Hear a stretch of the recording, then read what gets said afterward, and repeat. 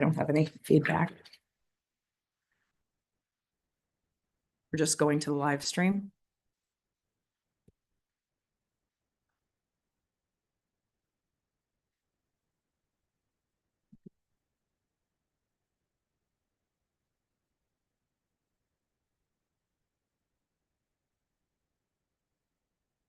There we go.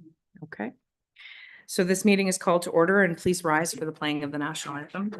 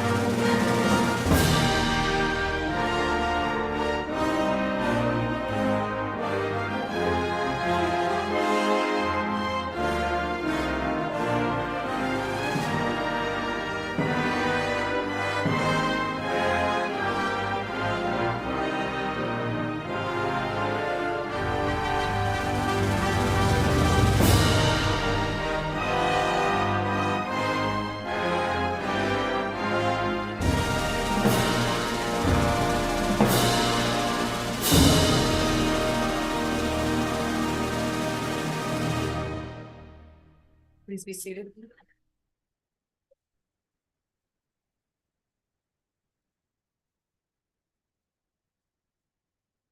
So we'll begin this meeting with the land acknowledgement. With gratitude, the Township of Leeds and the Thousand Islands acknowledges these lands and waters are on the traditional territory of the Algonquin, Mississaugas, Mohawk, and Huron-Wendat. To recognize the role the township must play in truth and reconciliation, we also acknowledge the displacement of these peoples. Additionally, the township would like to respectfully acknowledge the First Nations, Inuit, and Métis peoples who also call this place home. We make this land acknowledgement to honor the Indigenous ancestors who have stewarded these lands and waters since time immemorial. So we'll move forward with our agenda. First motion is moved by Councillor Foti, or Deputy Mayor Foti, and Councillor Antoine Hartley, that the agenda be adopted as amended to move the closed meeting to item 6 after the public meeting item 7. So any discussion, any issues with moving that item till after the public meeting? Seeing none, I'll call the question. All those in favor? All those opposed? And it's carried. And declaration of pecuniary interest and general nature thereof. Does anybody have an interest to declare? I have one here from Councillor Antoine Hartley, being on executive of the groups regarding potentially receiving grants in 12.4. So if you can fill out the sheet. So Councillor maybe has identified a similar conflict on that item. So we'll log that with the clerk. Okay. So the next item we'll go to is number 7, which is the public meeting. And the purpose of the public meeting is to hear comments on zoning bylaw amendment applications D14-2025-003, D14-2025-002, D14-2024-012, and D14-2025-004. If you wish to be notified of the decision of council in respect to the applications, you must submit a written request to the municipal clerk by email, care of planningtechnician@townshipleads.on.ca. This will also entitle you to be advised of an Ontario Land Tribunal appeal. Subsection 3419 of the Planning Act defines that people and public bodies that may appeal the decision to the Ontario Land Tribunal. Appeals must be filed within 20 days of the notice of decision, and they must be filed with the clerk of the municipality in person. Appeal forms and instructions are found on the Ontario Land Tribunal website. 7.2, which is the notice of collection. Personal information is collected to gather feedback and communicate with interested parties about applications. This information is collected under the authority of the Planning Act and in accordance with the Municipal Freedom of Information and Protection and Privacy Act. With the exception of email addresses and telephone numbers, all information and comments will become part of the public record and will appear on the township's website. Meetings are broadcast live over the internet for the public to view. Your voice will be heard in the broadcast if you speak at the meeting. Broadcasts are archived and continue to be publicly available. Questions regarding the collection and use and disclosure of this personal information should be directed to the municipal clerk. With that, we'll move on to the first item, which is 7.3, zoning bylaw. Sorry, did you call the public meeting to order?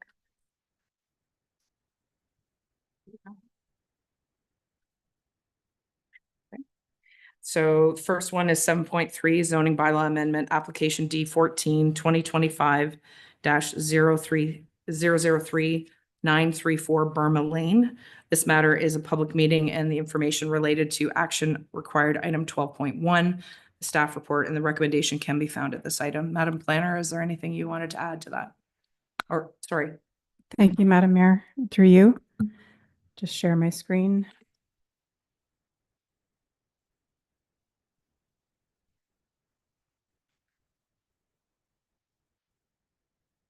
So this first public meeting is with respect to an application for a zoning bylaw amendment for the property municipally known as 934 Burma Lane. On the map currently displayed, the subject lands are denoted in red, and the blue lands are the retained lands that are not subject to the application. So the purpose of the consent application was to provide sufficient land to accommodate a new septic system for the existing tourist commercial zone or tourist commercial establishment located at the property known as 931 Burma Lane. The proposed zoning bylaw amendment would change the zone of the severed parcel from rural to tourist commercial, and that would match the existing tourist commercial zone for the property at 931 Burma Lane. The proposed septic system requires an ECA approval from the Ministry of Environment. And in terms of notice for this public meeting, staff can confirm that it's been completed in accordance with the Planning Act. And this included a notice being mailed to all owners of property within 120 meters of the subject property, and signage as well being posted at the property. All public bodies were notified in accordance with the Planning Act. And to date, staff have not received any public written comments with respect to the application. And just pending the outcome of this public meeting, staff have prepared a comprehensive report with a recommendation for council's consideration this evening. Thank you. Thank you very much. Is there anybody in the gallery that has any comments in regards to this application? I have no hands up. Madam Clerk, is there anyone online?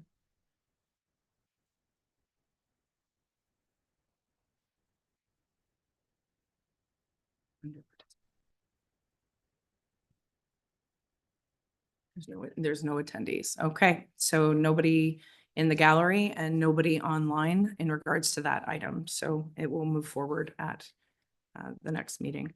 Moving forward to 7.4 zoning bylaw amendment application D 14 2024-012 911 Country Lane. This matter is a public meeting and information related to an action required item 12.2.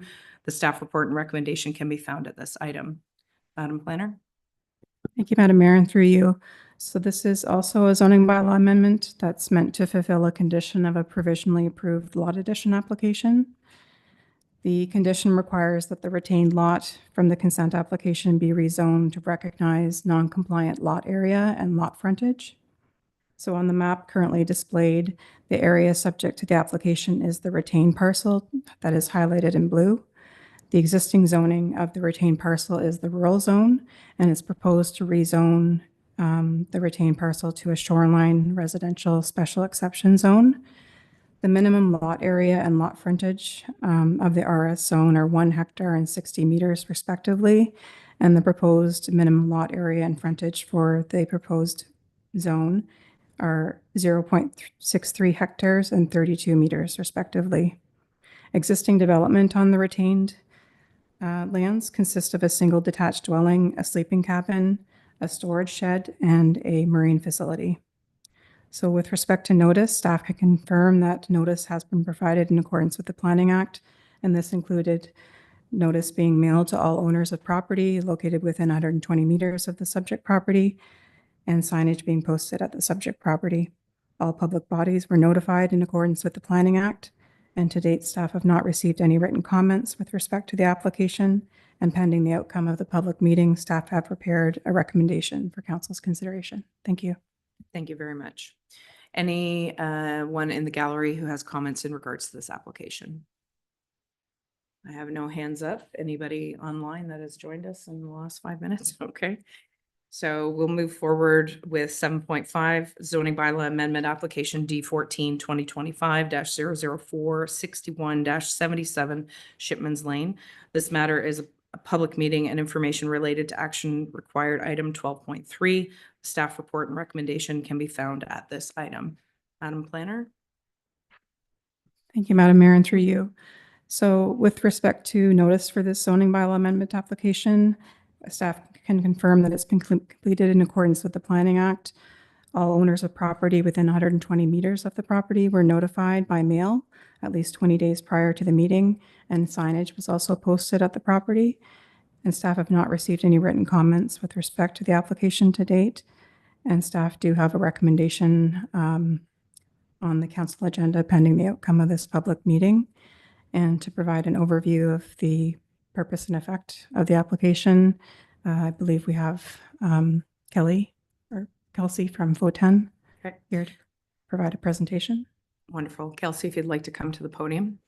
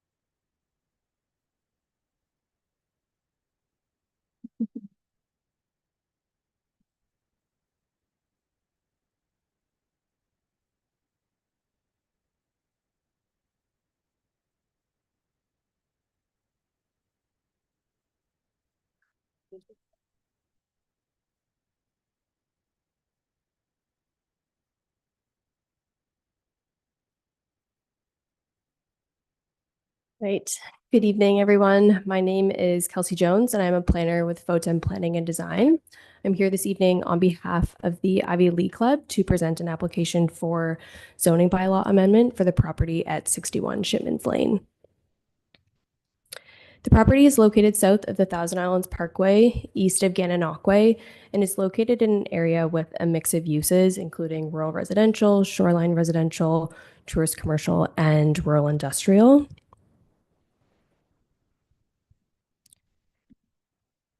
The property itself is irregularly shaped. It has an area of approximately 5.3 hectares. It has frontage on Shipman's Point Lane, which connects to the parkway. And the property has approximately 514 meters of water frontage on the St. Lawrence River. And the property is currently developed with the Ivy League Club, which consists of a commercial marina, a clubhouse, restaurant, cafe, fitness facilities, and a swimming pool. The property is designated rural lands in the United Counties official plan, which is intended to promote development opportunities for uses that can't be located in settlement areas, including recreational and tourist commercial uses. The property is designated tourist commercial, rural, and environmental protection in the township official plan. And it's also located within the special policy area, Thousand Islands, south of the 401 area. And these designations are intended to support tourist commercial uses in appropriate and suitable waterfront locations. The property is currently subject to multiple zones, including tourist commercial, a site-specific tourist commercial, floodplain, provincially significant wetland, and environmental protection. The intention of the zoning bylaw amendment is to extend the existing stationary dock that's associated with the Ivy League Club along the shoreline, and extend it to be used for swimming and non-motorized watercraft use, so kayaks, canoes, stand-up paddleboards. The proposed dock extension will extend from the existing dock to the west. It will be elevated above the water on pilings, and it will be offset from the shoreline 2.4 meters. There will be an approximately 10-foot wide access point that will be connected to the shoreline that will connect to a new walkway for users that will run along the side of the Ivy restaurant. As well, the dock will be set back 4.6 meters from the west lot line, and there will be a privacy screen fencing along the west portion of the proposed dock extension. So the image on the bottom of this slide provides a cross-section of what the dock extension will look like. You can see the offset from the shoreline, and then as well the elevation of the dock on the pilings above the water. So in order to allow this proposed extension, a zoning bylaw amendment is required. And this amendment seeks to rezone the area of the proposed dock to a site-specific environmental protection area zone. The township's definition of a marine facility or dock is currently limited to non-commercial uses that serve boats. And in this case, the Ivy League Club is looking to allow the commercial use of the dock for swimming and non-motorized watercrafts. So we're seeking to add a new definition for the use, as well as increase the area of the dock, given the proposed orientation of the dock along the shoreline, widthwise rather than lengthwise into the water, as well as a result of the offset from the shoreline. And then we're also seeking a reduction to the floodplain setback, given that the location of the dock is in the water.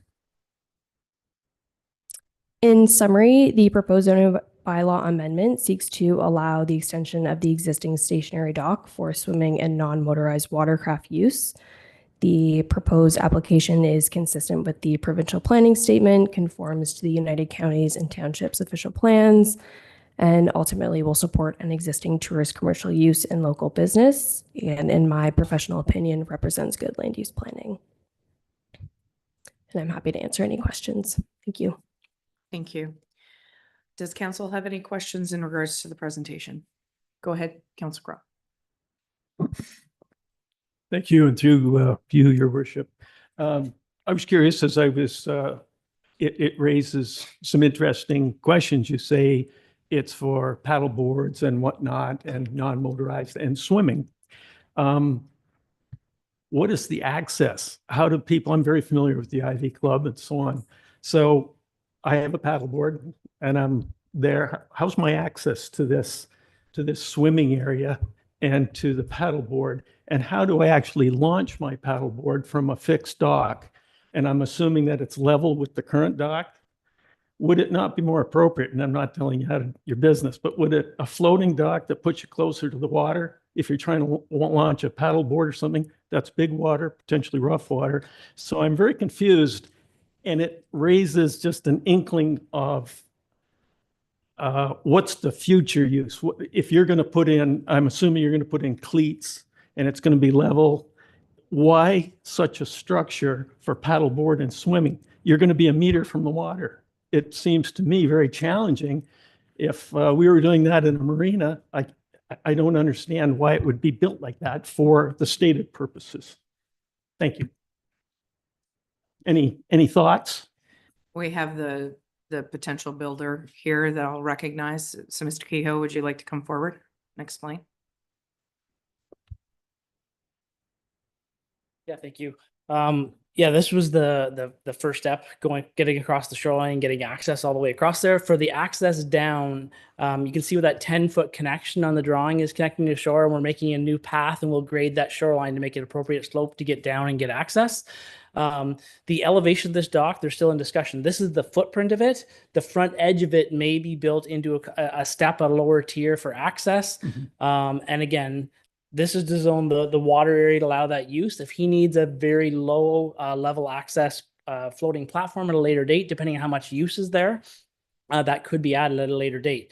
They wanted to see how much use there is. Right now, the main drive for putting this here is, since the update to the new electrical code and there's all this electrical shock drowning that's been happening in commercial marinas, we need to get everybody swimming in one location where there's no electrical. The marina had a floating dock attached to the pier many years ago where everybody swam and safe. After that new expansion was done, there's not much real estate left in the marina where you can safely let people do these activities away from electrical. So the main drive for developing this location is that, to get all it in one location away from any electricity. Okay. If I might just Go ahead. follow up. Follow up? So Ken, you're really not planning this to be a future dockage? There's no cleats going No on. cleats there. put in? No. And is it the same level as the current dock, or are you maybe That's still to stepping? be in discussion. The problem with that, like, as you know, the Plan 214, that new water management Yeah. plan, these docks were just barely above that plan. So we're trying to accommodate both levels. So we may incorporate a lower step into it or some little floating structure just to give people the access. Thank you very much. Further comments or questions? I have Deputy Mayor Fode and then Councillor Maybe. Go ahead. Thank you, Your Worship, and through you, I'll ask Mr. Kehoe this one. You'd mentioned the current in the water. What is a safe distance from a water that could have current in it versus one that would not? What is considered a safe distance? Sorry, when you say, electrical current? You're talking about electrical, Right. not actual Oh. water flow. No, I'm talking about electrical current. Yes. What's a safe distance from there to, say, a swimming zone? So I wish ESA, Electrical Authority, would actually define that hard in a line, but the general accepted thing is at least 100 feet. Is that all? Okay. Thank you. Okay, Councillor Maybe, go ahead. Thank you, Madam Mayor, and through you. Is there any planning for dredging or any sort of work like that at the edge of the dock? No, there's no requirement for that at this location for the type of use they're doing. There's no need to deepen the harbor or anything at this point in time at all. And just as a follow-up, what is the draft at the front edge of this dock? Again, Potentially. It varies, but in the normal summer water levels, there's only going to be a couple of feet there. So it's easy access for people to get into the water, walk in and get into the deeper water to swim or paddle boards. Okay, thank you. Thank you. Any further comments or questions from members of council? I do have one question for the planner. One of the points that you made in your presentation was you wanted to, you're looking for us to add to our definitions. Can you just repeat that again, just so that I'm clear, and if any of the other counselors that heard that, just so that, because I know that we're in the process of redoing our zoning bylaws and definitions and all that sort of stuff. So I'm just wondering how that holds in. So, this would be a site-specific definition for this property because our existing marine facility definition doesn't contemplate a swimming platform and that type of use. So while we're reviewing our definitions in the broader context of a zoning bylaw update, this is site-specific to this property to recognize what's proposed. Okay, that's the clarity I needed. Thank you. Any questions from member of the public? I have no hands up. Do we have anybody online, Madam Clerk? So we thank you for your presentation and we'll move forward with the next item, which is 7.6 zoning bylaw amendment application D14-2025-002 91 Shipmans Lane. Owners Michael and Ann Tippin. This matter is for public meeting and a report is for the information at the public meeting only. So this is not up for decision this evening, correct, Madam Planner? That's correct. Go ahead. Through you. So this is an application for zoning bylaw amendment to establish a special exception shoreline residential zone for the property. The subject property is denoted in blue in this map that's being displayed. The proposed zone change would facilitate an expansion of an existing detached garage to include habitable space within the structure and to recognize an additional accessory structure that serves as a gatehouse for the property. The property also contains an existing single detached dwelling and a marine facility. Should the proposed zoning bylaw amendment be approved, an application would be required to amend the existing site plan control agreement that's registered on the title of the property. And with respect to notice, notice has been completed in accordance with the Planning Act, and this included notice being mailed to all owners of property located within 120 meters of the subject lands and signage being posted at the property. To date, no written comments have been received with respect to the application. And staff would be happy to answer any questions. Are there any questions from council in regards to this application? I have no hands up. Is there anyone from the public that is here in regards to this application? I have no hands up. Anybody online? Nope. Okay. I guess there's no questions in regards to this application, so we'll move forward and close the public meeting. And the motion is that the public meeting be closed, and I need a mover and a seconder. Maybe Aki. All those in favor? All those opposed? And it is carried. Okay, so we'll move on with our regular part of our meetings. So the next item would be our closed meeting. So we'll have to ask for members of the public's patience, as we'll have to retire in camera to have the discussion and then come back out to the public. So the motion is that motions made by Deputy Mayor Foti, seconded by Councillor Maybe, that the council resolve itself in committee of the whole to close meeting to consider the following items. 1, approval of the November 4th, 2024 committee of the whole closed meeting minutes. Number 2, labor relations and our employee negotiations, QP union agreement negotiations. And number 3, a position plan procedure, criteria or instruction to be applied to any negotiations carried on or to be carried on on behalf of the municipality or local board in regards to physician recruitment. Any discussion on the motion? Seeing none, I'll call the question. All those in favor? All those opposed? And it is carried. So we will go ahead to the in-camera room, and I ask that you turn your microphones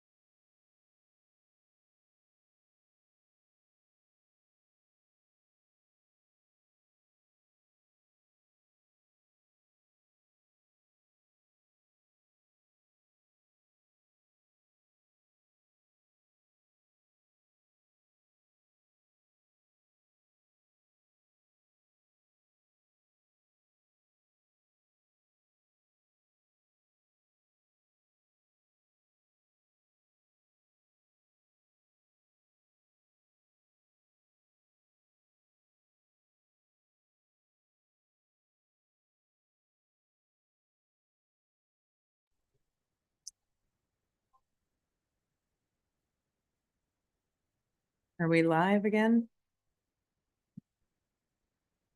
Okay, we're back live for our open session. And the motion comes forward from Councillor Maybe, seconded by Deputy Mayor Fody, that council rise and report from closed session, and that the mayor report following outcomes from the closed session.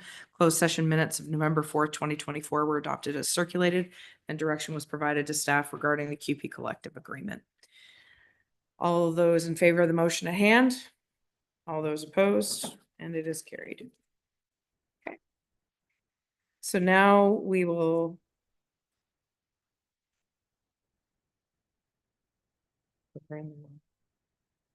sorry, this is our new format for the meeting, so I apologize if we seem a little discombobulated here. Trying to follow our new path with the public meeting, the beginning, and then just going right into council. So please grant me some grace with this, as it is a learning process for me as well. So the next item, I should probably make sure that I've got. Right. So the next motion is moved by Councillor Antoine Hartley and seconded by Deputy Mayor Fody, that the April 14th, 2025 council meeting minutes be adopted as circulated. Any errors or omissions? I have no hands up, so I will call the question. All those in favor? All those opposed? And it's carried. Next item.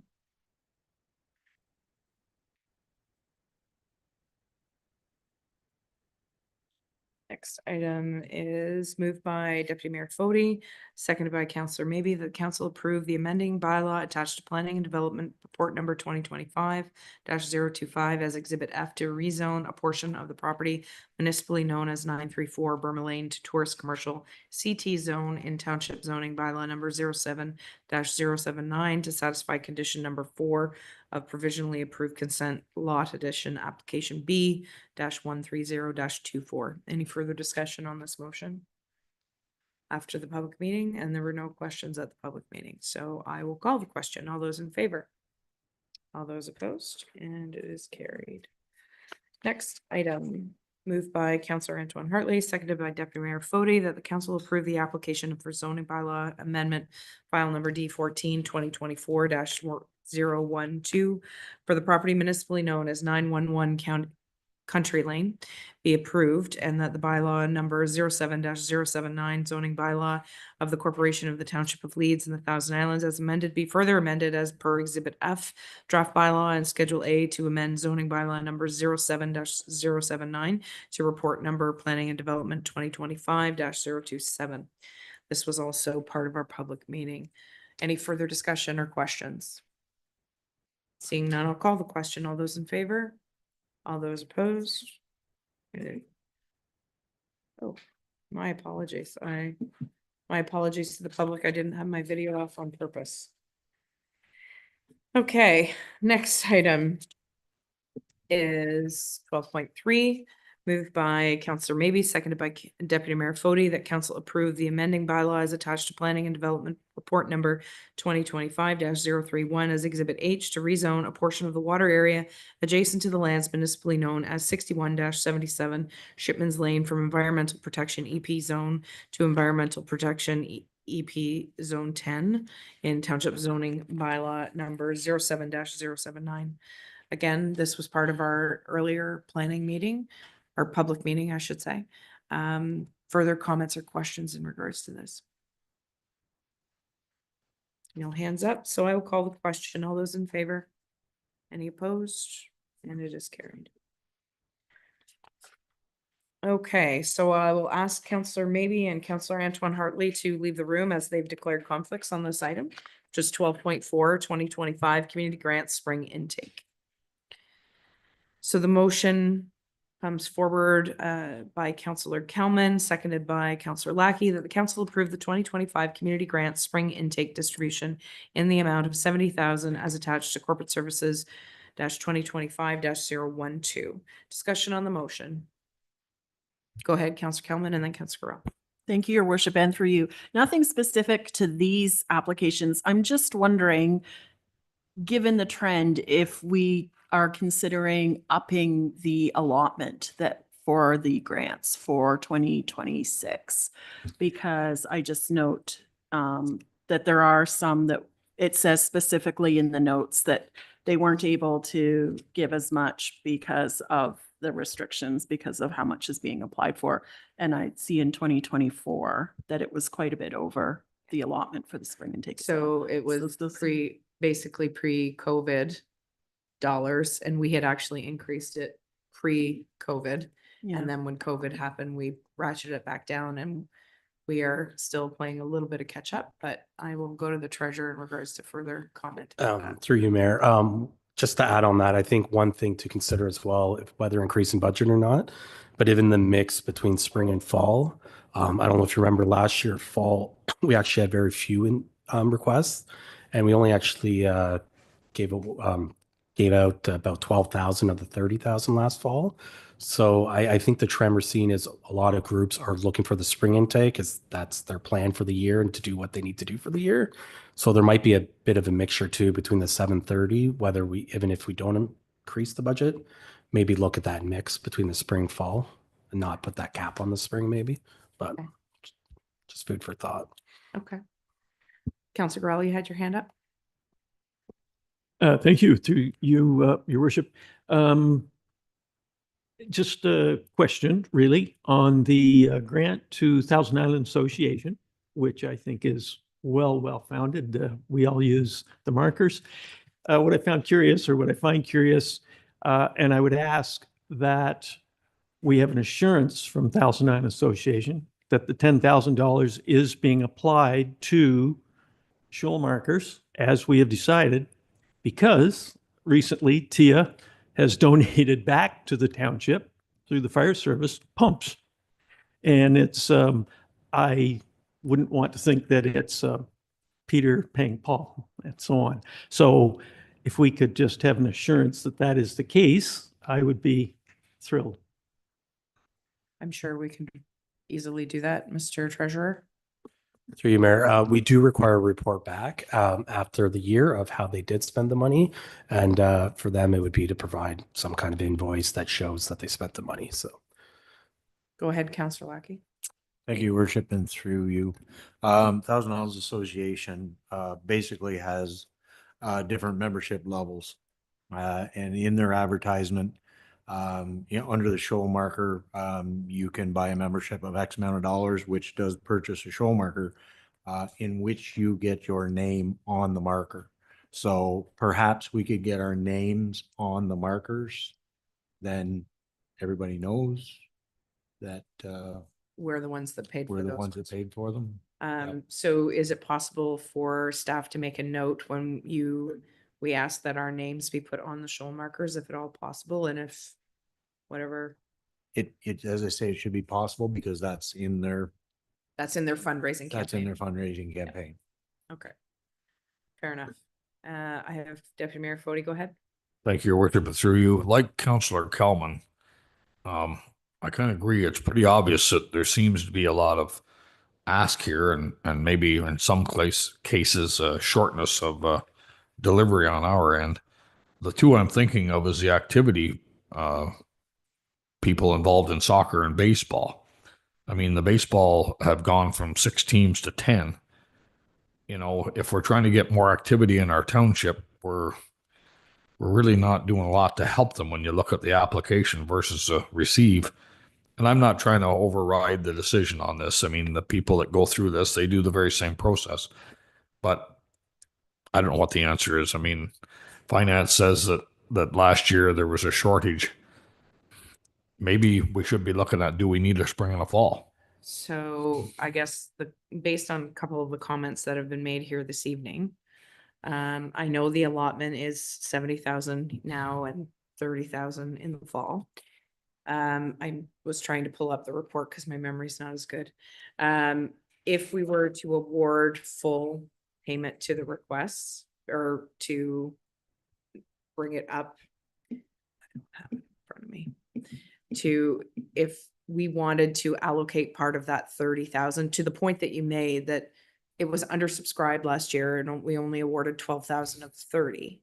So if we were to increase some of the awards to the people who applied in the spring and just reduce what we give in the fall rather than go through that same situation again. Is that something that we can entertain? Through you, Mayor, definitely. The other thing I would say is that we do have just under 18,000 remaining from last year's budget unspent. That is in the reserve because we didn't spend the full 100 last year. So there is some extra money possibly there. Speaking to the two organizations that the deputy mayor brought up, there were some other mitigating factors with those applications that resulted in those amounts. And I'll just leave it So, there. okay, so perhaps then we could entertain another report at next meeting if there was potential for an increased allotment that we could entertain at next meeting.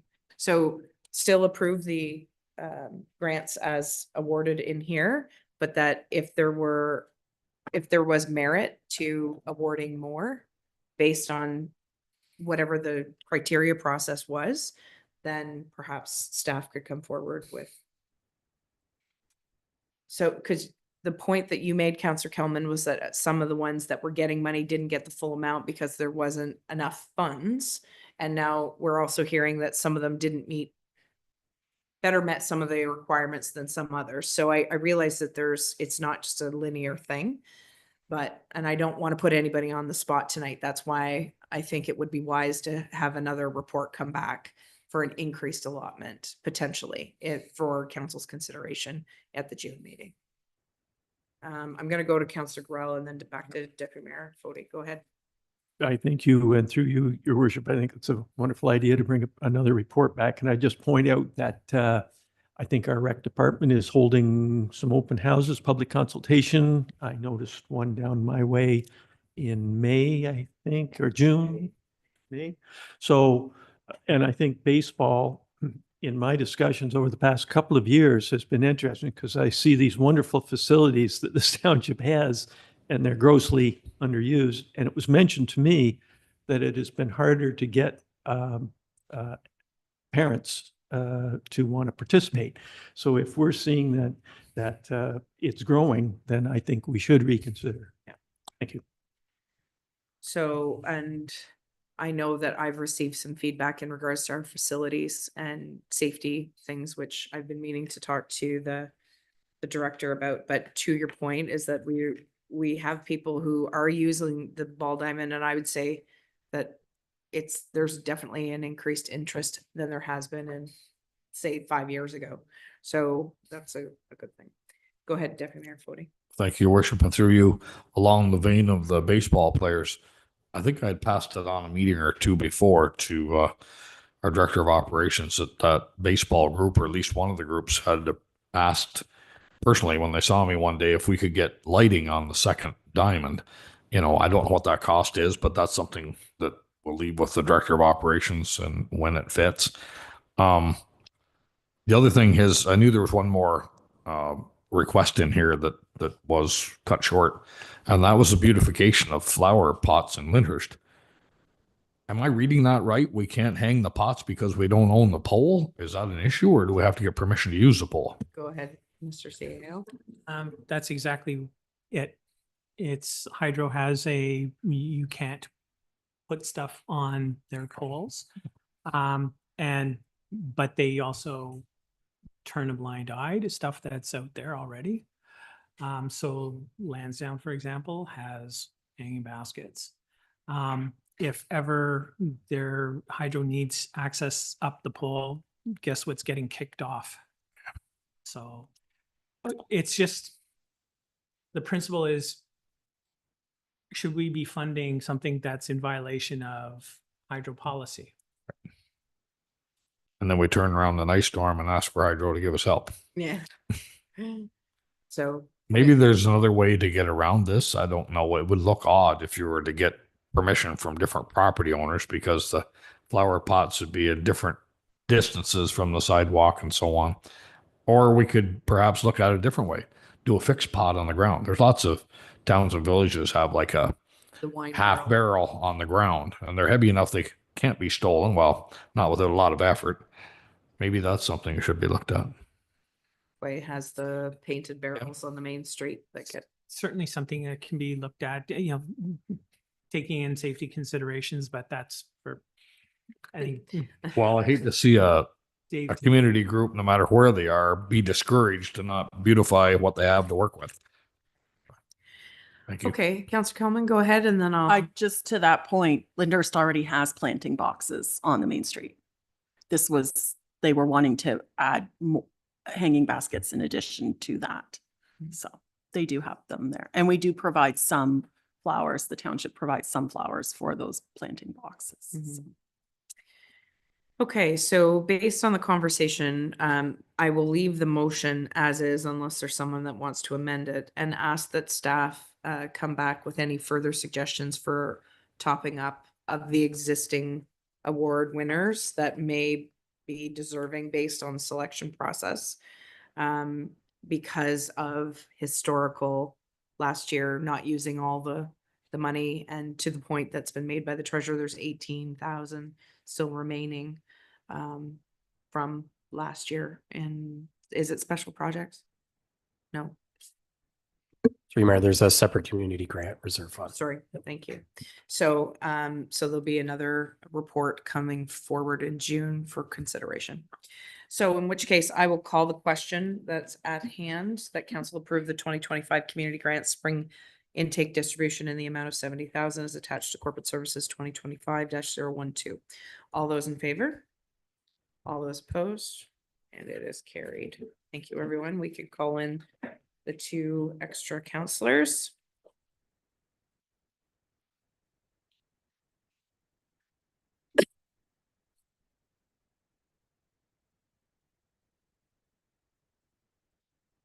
So we'll keep things moving along here. What time do we have? We have started 7:14. Okay, so we'll try to keep going till about 7:30 and then we'll have a comfort break if need be, depending on how quickly we get through this.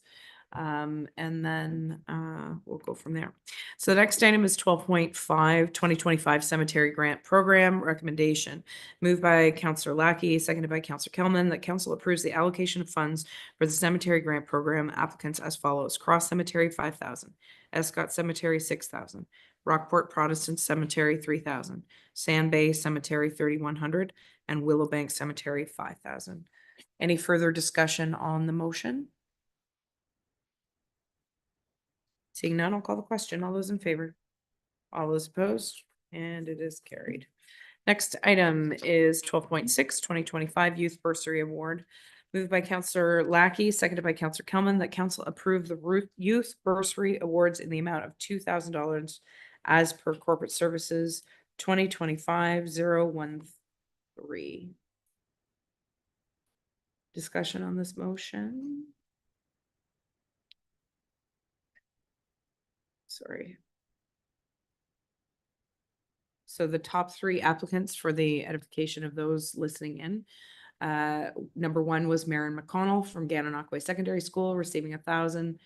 Courtney Hoekstra, Rideau District High School, 600, and Jory Leakey, Thousand Islands Secondary School, receiving 400. So we had a total of 11 applicants, I believe.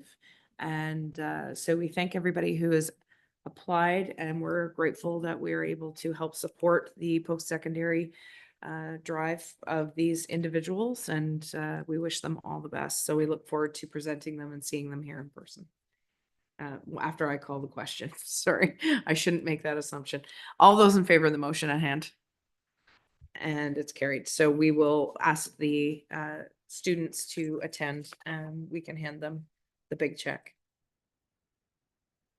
That's not casual. Moving on to 12.7, exception to the physician experiential locum grant policy. Moved by Councillor Kelman, seconded by Councillor Lackey, that council approves an exception to the physician experiential locum grant policy to allow the payment of a housing allowance in respect of an upcoming experiential locum at the St. Lawrence District Medical Center, and that the council approves the allocation of up to $23,200 from the Special Projects Reserve Fund to fund the experiential locum. Discussion on this motion. Seeing none, I'll call the question. All those in favor? All those opposed? That's carried. Thank you. And next is 12.8 Memorandum of Agreement Visitor Center Services Agreement with the Town of Gananoque, moved by Counselor Kelman, seconded by Counselor Lackey. The council authorized the mayor and clerk to execute a 2-year extension of the Memorandum of Agreement with the Town of Gananoque for visitor services in the form attached to Corporate Services Report 2025-011. Discussion on the motion. Okay, no hands up. Chatty Cathy's tonight. So I would like to just say, before I call the question, that my experience based on the efforts put forward by the staff, employed by the Town of Gananoque, who are our partners, in this, work very, very hard to welcome those that come to our area. And I have seen firsthand that the staff are trained specifically to promote as much our township businesses and attractions as they do the town. And the summer students, I've seen them purposefully, encourage people to go on the goat walks and do the helicopter tours and what have you. So it really is a really great partnership, because it's not just keeping them in the Town of Gananoque. They are being encouraged to go out further afield. So I will call the question. Oh, Councillor Lackey, my apologies. No, sorry, Your Worship, through you, just a comment to say that the returning, most of their students for the year are been, most of them 3 years, 4 years. I mean, it's great to see. It's a great place to work. It's good continuity. Yeah. Okay, Councillor Antoine Hartley. When I went to the site, is there a process for us to have updates made to that site? Because I noticed that Are you there's, talking about their website? yeah, the website. Oh, okay. Sorry. Yeah, sorry. Because I noticed that the Vita Parcours Fitness Trail from Sealy's Bay isn't listed there. The historical tour isn't listed there. Lots of errors in businesses that don't exist anymore and things like that. I would highly recommend you just reach Yeah, out to. just reach out to them? Jennifer, Perfect. And Amanda, and they will update whatever very quickly. So either that or just put it in an email. Perfect. Thank you. Okay. Okay, I'll call the question. All those in favor? All those opposed? And it is carried. Next item, moved by Councillor Kelman. We're at 12.9. Yep.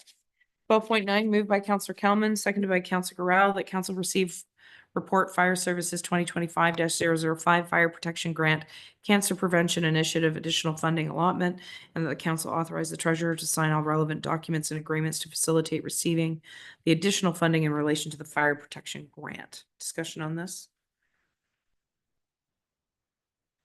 Okay, I will call the question. All those in favor? All those opposed? And we're carried. Next item is 12.10, budget allocation from the Heritage Conservation and Celebration Grant Reserve Fund to evaluate and designate properties under the Ontario Heritage Act. Moved by Councillor Garrell, seconded by Councillor Kelman. Whereas council has received a resolution from Municipal Heritage Committee recommending that up to $15,000 from the Heritage Conservation and Celebration Grant Reserve Fund be allocated to support retaining a consultant to complete the cultural heritage value evaluation and prepare the required statements of significance for the properties under the consideration for the heritage designation and for the associated advertising costs prescribed by the Ontario Heritage Act, and that council support the recommendation of the Municipal Heritage Committee and approve the budget allocation from the reserve fund. Discussion on the motion. Okay. I will call the question. All those in favor? All those opposed? It is carried. Next item, RFP OPS 2025-016 Engineering and Contract Administration for Black Rapids Bridge Replacement. Motion comes forward from Councillor Kelman, seconded by Councillor Garrell.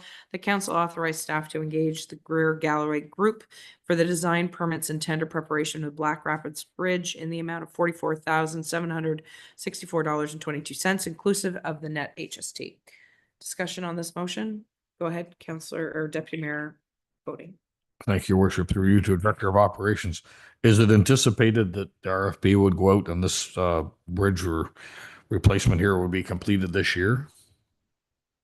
Through your worship, no, the intent would be to design this year, get a sense of what the cost would be for replacement, after considering all the options and then including that in the 2026 capital budget. Okay, thank you. Any further comment or question? I will call the question. All those in favor? All those opposed or carried? Next item is RTF-OPS 2025-017, replace and retrofit of HVAC system, Sealy's Bay Hall.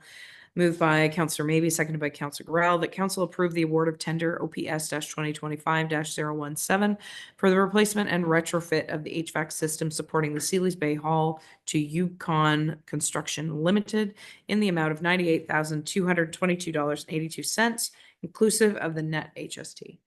Go ahead, Counselor Lackey. Thank you, Your Worship, and through to you. I'd like to ask the obvious, if we don't know what we're doing with the building yet. Seems to be a lot of money to put in there. I understand that it's costing us greatly for repairs, but at 100,000, should we wait? Go ahead, Counselor, Director Holiday. Thank you, through your worship. It's actually not costing us to operate it. It doesn't work. Last year, we were able to cobble it together and the system and get it to continue to work. But this year, the changes we had to make in order for it to work over the winter have rendered it useless for the summer. So we have to do this in order for the AC unit to work throughout the summer. We don't have a choice at this point. With this project, well, we've designed for the entire building, the whole envelope, when we did the mechanical design. This is only the portion that serves the upstairs. So we currently have 4 different systems that run the heating and cooling for that facility. And this is one of those systems that only serves the community hall upstairs. And this will allow us to continue to use the community hall. Okay, Counselor Antoine Hartley. I have to think, sorry, still. I don't know. It's okay. Just wondering if the RFP has gone out yet for the consultant for what we are going to do with that building. Thank you, through your worship. It has, and it actually closes on Thursday. And I just checked our bids and tenders, and right now we're at 42 document takers. So I think there's a lot of interest in this project, and we should get some good competitive bids. Great, thank you. Thank you. Excellent. Any, Deputy Mayor Foti, go ahead. Thank you, Your Worship. Through you, just a comment on this particular item here. It's not often that the person awarded the contract is almost within a baseball's distance of the building they're working on. So it's great to see a local contractor right in their own backyard get this contract. Any further comments? Okay, I'll call the question. All those in favor? All those opposed? And it is carried. Okay, next, 12.13, 2025 cemetery bylaw. And that is moved by Counselor Kelman, seconded by Counselor Grell, that council give bylaw 2025-025 first and second reading. Is that right? Sorry. It's limited information on my agenda here. Any discussion on this motion? Go ahead, Deputy Mayor Foti. Thank you, Your Worship, and through you. This bylaw, does it have any weight, or is that up to the discretion of each cemetery as to pricing of plots and such on those that are active? Is that a separate entity altogether? Through you, Your Worship, thank you. The pricing of the plots is done through the general rates and fees bylaw, so it is a separate matter. We've already approved the amendments to the general rates and fees earlier this year. And I believe they're done every year. So if that's something that you would like looked at, then we can do that. No, I was just But refreshing my own memory. Is it reciprocal from each cemetery? Like the one price applies to each, or no? So what will happen, that we do have a number of active cemeteries still in the township. We will apply the general rates and fees bylaw to every single cemetery. And as we collect more cemeteries under the township, we will apply those to every cemetery. So it's the same fee for plots throughout the township that we own and maintain. Right. If a cemetery is owned and maintained by a different cemetery board, they set their own rates and fees. Thank you. The reason I'm asking, the cemetery that we've been involved with 40 some years, there's more shopping going on now than well, it didn't even exist 10 years ago, but now you get phone calls from afar. What do you charge for your plots? And you know what they're asking for. So we built in years ago, not so often many years ago, maybe 8 or 10, that it's only for parishioners in our case. That might be something that needs to be tied in here at some point, because there is when you look at plots, for instance, in Peel region of Toronto, you can understand why they're on the phone. But anyway, I just wanted to ask that question. Thank you. Sure, through you, your worship. The BAO is very specific in what they allow us to put in our cemetery bylaws. I can definitely reach out to them and ask if that would be something they would have an appetite or would approve. But the cemetery bylaws have to be approved by the registrar and the BAO. So if that's not something that they'll allow us to put in, it's not something that we can put in and enforce. Just to follow, if I may, we did the same under the same authority. And that was how we got around it. We stated that it's for parishioners only, and that kind of gave us a soft no to anybody that was outside their jurisdiction. Thank you. Okay. Any other comments or questions in regards to this bylaw for first and second reading? Seeing none, I'll call the question. All those in favor? All those opposed? It is carried. So next, staff reports for information. So the motion comes forward from Councillor Gorell and seconded by Councillor Kelman that the information items be received and filed. So that is Station 2 Fire Hall monthly update, April. So we are near the end. Director Holiday has put out an invite at this point for May the 31st for the official opening and the official tour for both members of the fire service as well as public and dignitaries. Meaning we've invited MP Barrett, MPP Clark, and I believe there's further extension of other invites to other people within the provincial government that might be interested as well. So mark your calendars if you have not. I believe it's 10 a.m. for staff and council. The public portion of it is from 1 o'clock. The ribbon cutting would be hosted at 1 o'clock, and then we'll have an open house from 1 until about 3 o'clock p.m. Perfect. Okay. Go ahead, Councillor Lackey. Through you, your worship, just a comment if I may. There's been several inquiries to myself, and I'm sure all of you, to the fact of one of our neighboring municipalities building one for far less. And I would just like to address that by saying I would challenge anyone to drive out and look at both fire stations.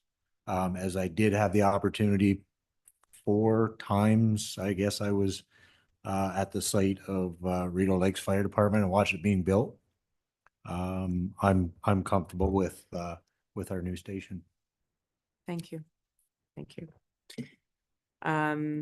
And just further to that comment, there is little to no comparison between the two buildings. One is a post-disaster structure, which is all steel, and one is a stick wood frame garage that they have built, and that is a choice that Rideau Lakes make, and I'm certainly not putting them down for making that, but our decision is far more involved in regards to having an emergency shelter as well, and in the event, and there's so many weather events, even just recently with what went through north of us after having all the power, the ice storm, and then another significant weather event go through.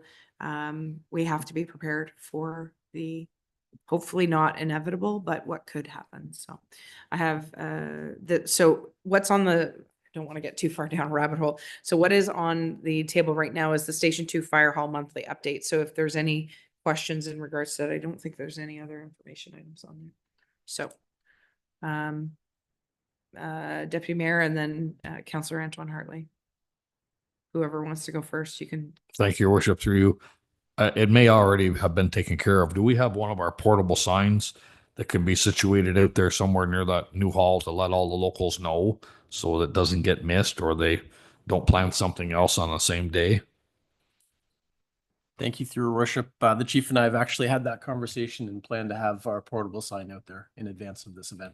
Excellent. We've also included the underground work for a future message board as well on the site.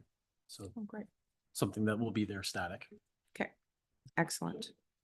So, the sign, the digital sign that we have out here, so they've wired it so that in the future we can put one out there, but it is not there now. It was not part of the original project. We're not spending any extra money. This budget, while somewhat late due to a contractor challenge, and we do appreciate our project manager who has worked very diligently to gain some ground as well, after having a challenge earlier on in the build, is on budget. That is correct. Thank you. So there's been a lot of conjecture out on social media in regards to the costing of this particular facility and what it is actually costing versus if we finance it, what it costs if you finance it. And there is incorrect information all over. So I would highly suggest that members of the public, should you have questions about the cost and the fact that it is on budget, it is not over budget, that is being intimated by a number of people on social media. If you want further information, please feel free to reach out to our staff and or any of us as council members, and we'll be happy to point you in the right direction of the report with the correct data.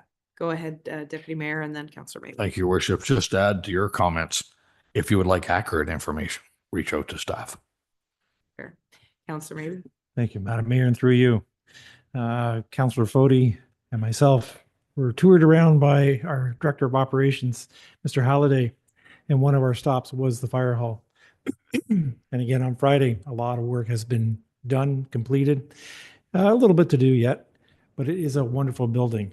And yes, it is going to stand the test of time and be maybe an earmark for other fire halls in our area, because it has the structure to withstand a lot of our climate that could be thrown at us. So it looks great, stands out, and it is a standout, 100%. So thank you, everybody who has been involved so far in making this what it is. Thank you. Thank you. Any further comments in regards to Station 2 Fire Hall monthly update? Oh, sorry. Councillor Antoine Hartley. Through you, Chair. I just want to echo that it is a beautiful building. We also had a little tour a couple weeks ago, Councillor Kelman and I, and and I drive by it maybe 5 times a day, and I'm always looking at it. It's a beautiful building and a serviceable building. It is going to be so safe for our firefighters to use that, yeah, it's worth it. I do have a concern, however, in traffic control. So I have no concerns about the trucks coming out onto 32 highway. My concern is when they hit 15, because if you live in that area, you know you can sit there forever.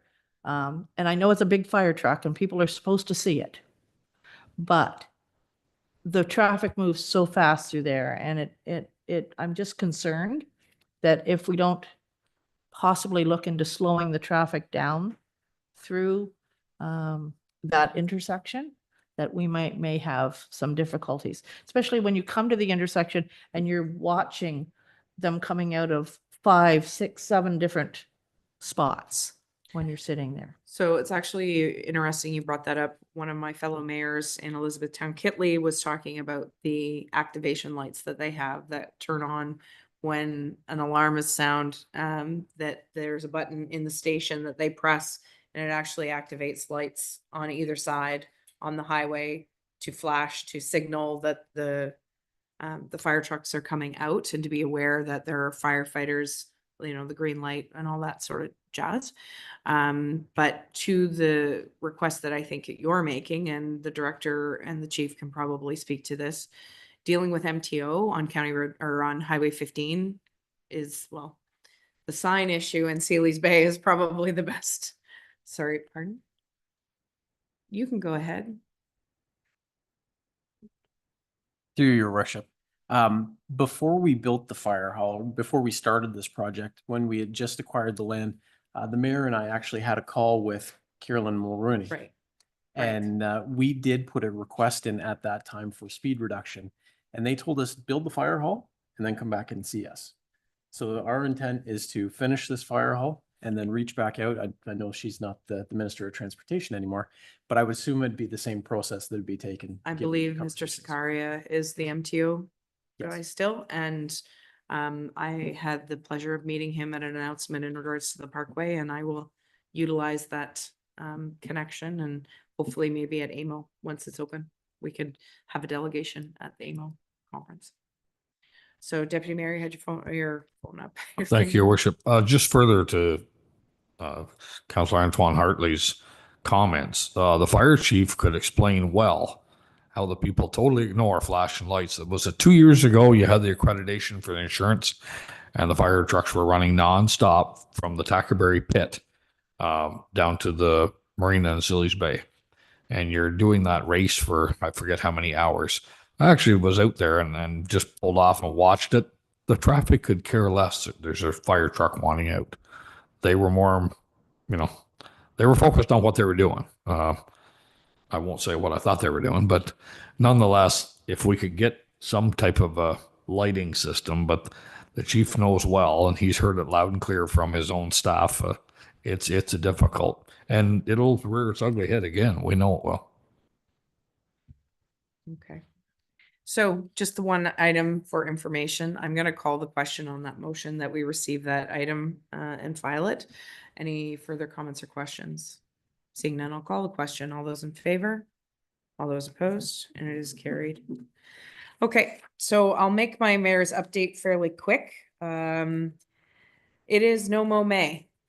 We as a municipality are not participating in the No Mow May in any of our spots, mainly because it poses an issue for some of our machinery afterwards. So we're happy to be understanding if members of the public choose not to mow their lawns. We will not be we'll be very lenient in regards to bylaw and grass cutting up until the end of May. So if your neighbor is not cutting their grass and there is a complaint that comes in regards to that, we may be waiting closer to the end of May to make that call. So just letting everybody know that. Touch a Truck is happening this month. It is on May the 21st. Thank you. So May 21st, behind the municipal office here, there will be usually paramedic services, OPP, fire, as well as our big graders and dump trucks and all the sorts of fun stuff that the kids absolutely love. So please bring your family. We are doing a fundraising initiative, as we usually do, for both food banks in the rear of Leeds and Lansdowne. So the Rolade and the Gananoque Area Food Bank as well. So please bring a non-perishable food item if possible, or we will have burgers and dogs, I think, and we'll take donations for that.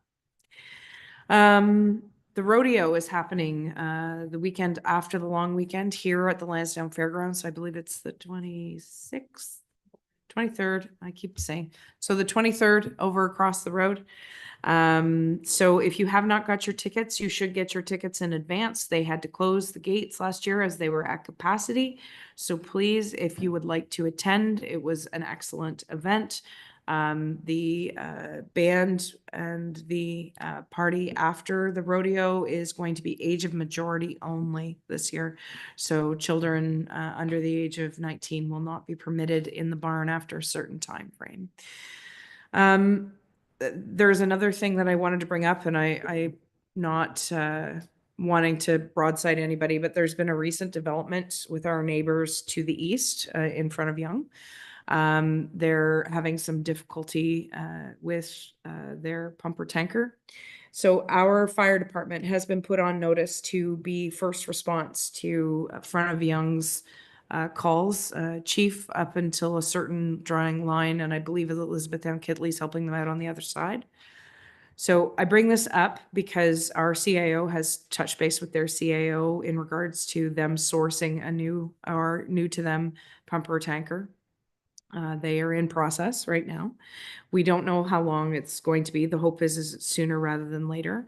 But if you see our folks out on these calls, note that this is not a mutual aid situation, but this is first response, and we're going into a very busy season. Mallorytown area on the 401 is not known to be the best during even winter, let alone summer. But we hope that it does not provide an undue stress or strain on our existing stations. We also have we had a busy weekend 2 weekends ago. I think we were assisting Rideau Lakes. They had 4 calls right in a row, and we ended up first on scene for 2 of them, I think. Anyways, just another reason to underscore our systems that we have in place, the people that are trained, that are part of the service, that give their time and are the ones that answer the call when need be. Go ahead, Councillor Rowe. Just following up on that through you, Your Worship, would Mayor Burrows in Elizabethtown Kitley also be providing services? So I think there's a dividing line. So no, go ahead. I'll let the chief. Through Your Worship, Elizabethtown Kitley Fire and Leeds Fire responded to all activated alarms or anything fire related for Front of Yonge until their first responding unit gets on scene and they make the determination of whether they need us or them or both. There's no real dividing line as we're responding with the same amount of tankers that they are missing at this time. It's also being done that way just to alleviate stress on the dispatching end of things because they're all CAD delivery. So if you type your address in and you're in that area, dispatch doesn't differentiate between who's coming first. It just takes that stress off them. So the decision was made that both departments would respond until Until further notice. Until they got the right people on scene. Right. So I bring this to council's attention in case there's any chatter out in the community, but that we're monitoring the situation closely. Both the chief and the CAO are working alongside Front of Yonge, and as the chief indicated, Elizabethtown Kitley. We hope this is a temporary thing and not a longer issue. But as I said, we are going to monitor it closely and hopefully, obviously, we're going to respond regardless. But this is a trying time for Front of Yonge with no pumper tankers. Go ahead, Deputy Mayor Fody. Thank you, Your Worship, and through you to whomever can answer. Does Athens get involved in the same scenario? Through Your Worship, Athens would respond if necessary from Athens, wherever their dividing line is, but this is for any call in the municipality of Front of Yonge. So it's just E-Town and us at this time. Okay, thank you. Okay. As far as other events, I know there's something else that I'm forgetting. Anyways, please watch our social media. There is a number of weeks. Occupational Health and Safety Week is this, I believe, Municipal Government Week. No, Municipal Clerks Week. Sorry, you get your own. You get your own week. Emergency Management Week. So May is a busy month. I would just like to also, lastly, underscore Saturday night we had the Warden's Banquet up in Burt's Rapids to honor Nancy Beckford, the former warden. Usually it happens in November, but unfortunately Nancy's hockey schedule did not permit. So for those of you who don't know Nancy Beckford, our former warden, she is originally from Newfoundland. So she decided to do things a little bit differently. And she had herself a kitchen party, and we had fiddlers and we had drummers and we screeched people in and we kissed the cod. And there was even a mummer sighting. So for those of you who don't know what a mummer is, please look it up. It was a great night, but what was really great is that we invite all the former wardens who'd like to attend. So we had a lady, the first female, no, second female warden, and she was a warden. She was the reeve of South Gore, which then became North Grenville, and she was the first warden of the United Counties when all of the amalgamations happened. So she came from Dundas near Hamilton, Ontario, to come for this banquet, and she had an absolute blast. As well, Mr. Holman and Mr. French, like a number of distinguished members of the community that that we've seen, but unfortunately we've lost a number of those individuals. Mr. Barkley was one of the former wardens, Barkley Funeral Home. We've lost a few of the ladies and gentlemen who have served the counties as well. So anyways, I just wanted to let everybody know that Nancy was well honored and very touched, and we definitely, she brought a little bit of Newfoundland to us for those of us who'd never been to Newfoundland, and it was a lot of fun. And if you have the chance, the Boathouse Cafe out near Burt's Rapids, the locks out there, it's a very beautiful space. I highly recommend it if you have a chance to go for a drive. I think that's it. So announcements or statements by councillors. Go ahead, Councillor Maybe. Thank you, Madam Mayor, and through you. As I've mentioned before, May is a very busy month. So Lions Dog Walk on May 25th and the Town Criers Championships with 14 criers participating from across the province of Ontario and 3 people present in the chambers that are judges for this particular event. So looking forward to that. And as of Saturday, I had another meeting at noon at the Visitor Center with Jen. Amazing Race Canada is coming to our area. It's actually filming on Friday. I will be participating heavily, as I know the boat line is and many other businesses around the town of Gananoque. So they have allowed us to say it so that there can be a small crowd to cheer on. So it's in town of Gananoque is going to be between 10:30 and 12:30 for the event, and then they will go around. So, sorry? Friday. Friday the 9th. Friday. On Friday, May 9th. Our rehearsals on the 8th, and we will be moving on from there. So the pit stop for this particular one will also be at the Ivy Lee from the boat dock, or from the boat, the background of the Ivy Lee Bridge, I imagine. I haven't got that detail or even who's receiving them there. So we're looking forward to that, and it's been 3 months in the making. So it's been a interesting thing, and it will be a very interesting part. And as soon as I know when it will air, I will let everybody know so that can be known also. Thank you. Any other announcements or statements by councillors? Go ahead, Councillor Kelman. Thank you, Your Worship. Councillor Graham already mentioned it, but I did want to call particular attention to the Recreation Working Group Town Hall meetings. The first one is on Thursday. We're doing one in each ward, but anyone is welcome to attend any or all of them. So the first one in Ward 1 at Station 3, just north of Gananoque, is on Thursday, and then May 22nd. What time? 6 to 8. 6 to 8. Okay. May 22nd is Ward 3's in Rockport, and June 5th is the one in Ward 2, and that's going to be at the new fire station. So again, we are having one in each ward, but anyone that isn't able to come to one is welcome to go to another.